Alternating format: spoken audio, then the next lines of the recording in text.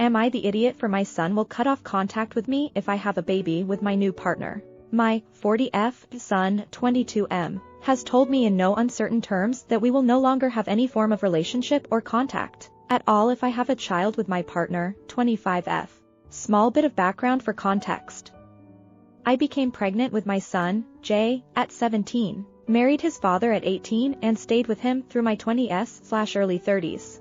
I loved his father, but I was deeply unhappy with our marriage. After the first few years we weren't much more than roommates who shared a child. There was no romance/sex whatsoever. My son wasn't aware of the problems with our marriage as on the surface we were happy. Around 6 years ago, I met my now girlfriend M.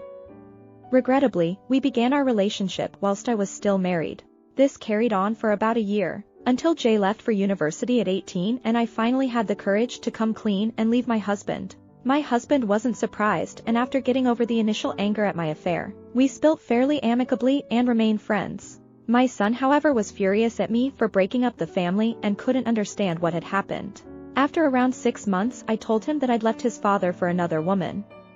He said some very hurtful things out of frustration, and it took another 6 months after that for me to be able to tell him more about M. Eventually I introduced them, but he was always very standoffish and cold to her. After Jay moved out of the family home, M moved in and still lives with me now.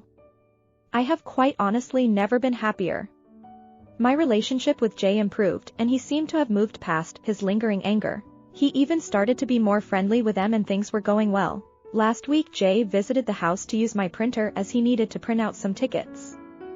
Whilst in my office he saw a brochure pack for an IVF clinic, which I hadn't intended for him to see. M and I haven't yet decided for definite that we would like a child. At this stage it's just something we're still considering/researching, albeit quite seriously. Frankly, I would love to have another child.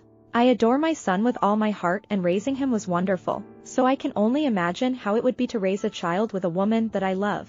I know that M would be a perfect mother and it feels like a second chance to have the family that I never thought I could have. I would of course want my son to be a part of this family too. I would love for him to have a relationship with any future siblings. I would have told him when the decision was made and it's really unfortunate that he had to find out like this. He left the house without speaking to me, only to call later on and give me a piece of his mind. He reopened a lot of old wounds and I'm still feeling sensitive about the whole conversation. He said that it was embarrassing enough for him that his mama ran off with a younger woman, but for us to have a child would humiliate him. He also insinuated that he wasn't good enough for me and I wanted to replace him with a new family. I gave him a couple of days to cool down then texted him to ask if he would like to come round to air his thoughts, as us having a child is a real possibility. He replied only to tell me that I was sick for wanting a child with someone 15 years younger than me. I've put him through unimaginable hurt and embarrassment and that if I go through with it I will never be a part of his life again. I honestly don't know what to do. I love my son more than anything, but I also feel like I deserve a chance to be happy. His father is not in a relationship with a woman who has 2 children, 7 and 10, from a previous marriage and is becoming a fatherly role in their life. How is this any different? I spent my whole 20s miserable thinking that I had wasted my life in an awful marriage, and would never know what a truly happy relationship felt like. And now I've met someone who's giving me a second chance. I know that if I give this up I will grow to resent Jay, which breaks my heart. But if I really have made him feel so miserable, then what kind of mother doesn't put her son first? Maybe he will come round, but I'm not sure. He's clearly still holding a lot of resentment. I know that I need to talk to him, I just needed to get that off my chest in the meantime. Edit, just because there is an age gap does not mean that I groomed my partner. Jesus.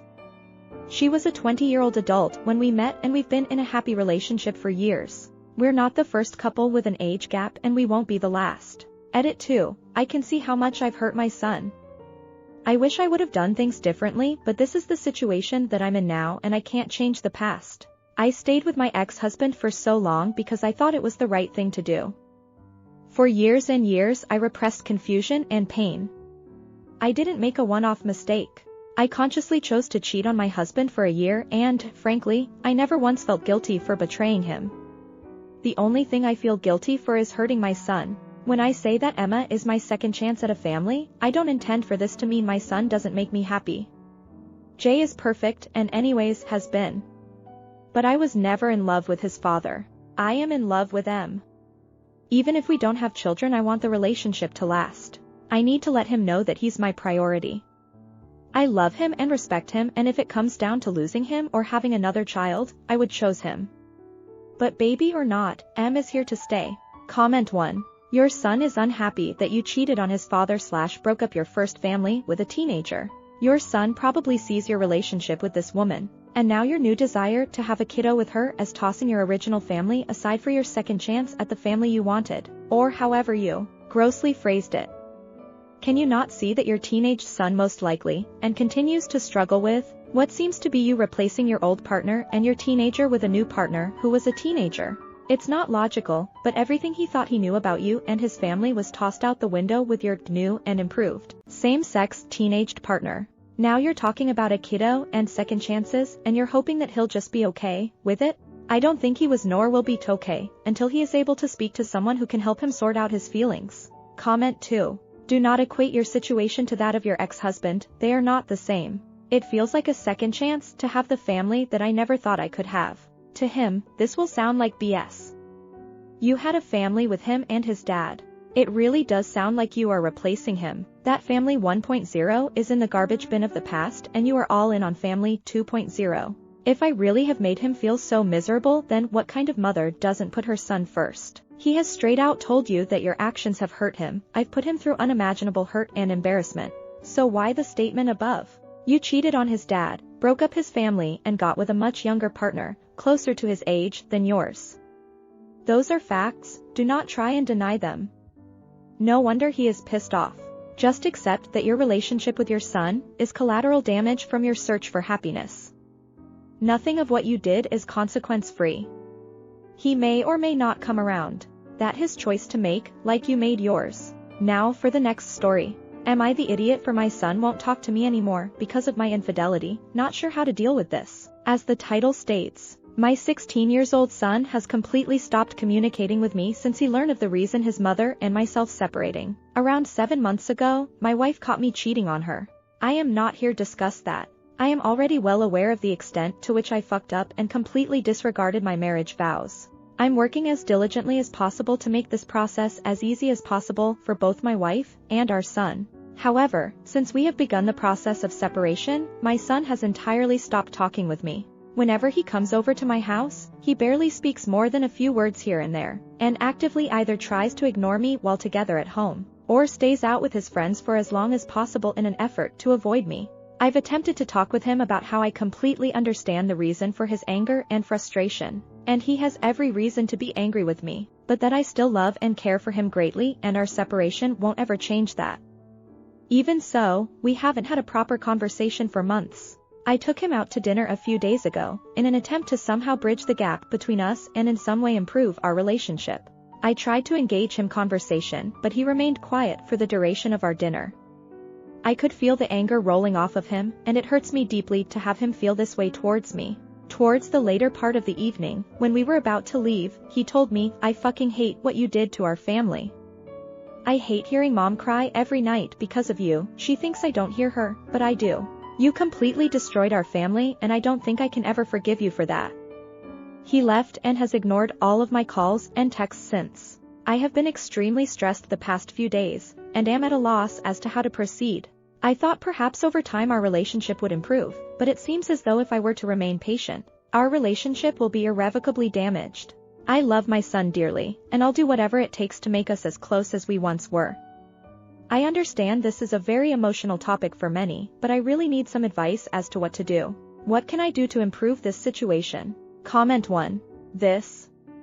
You can say I understand why you're angry and frustrated and I was a complete ass. And what he will hear is, but I did it anyway because I valued sticking my dick in a new piece of ass more than my relationship with you. And your mom. You shat your own yard. You will be lucky if he ever comes around and has anything near the relationship he had with you before you did that.